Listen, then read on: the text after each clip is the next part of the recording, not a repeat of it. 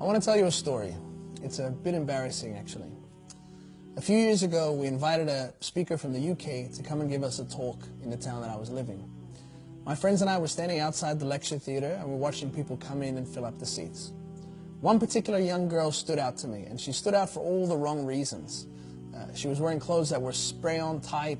She had a face full of makeup. She had one of these half, sort of loosely tied hijabs going on.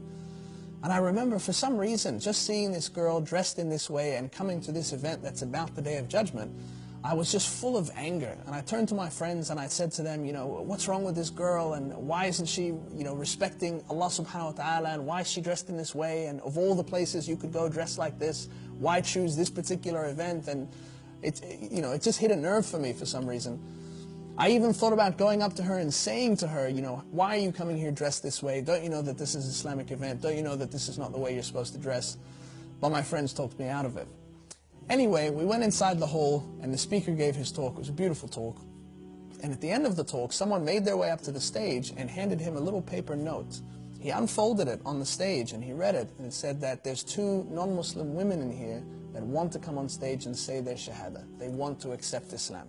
And then, subhanAllah, it was that very same girl that I saw walking in that I had been so critical of in my mind. She was the one that made her way to the stage and said her shahada and became Muslim. Now, instantly, I felt like the scum of the earth. I felt like the lowest living thing on planet Earth. I felt, who was I to judge this girl? I had no idea who she was or what stage of Iman she was at or what she knows about Islam, because she wasn't Muslim. And then something even more serious came to mind for me.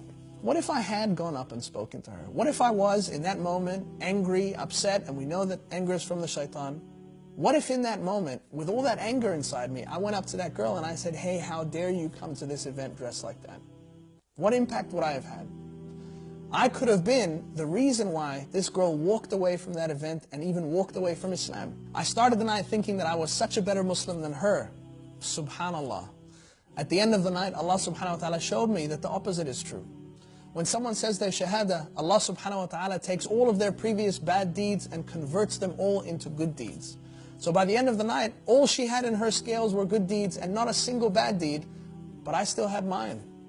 So she walked away from that night a far better Muslim than me.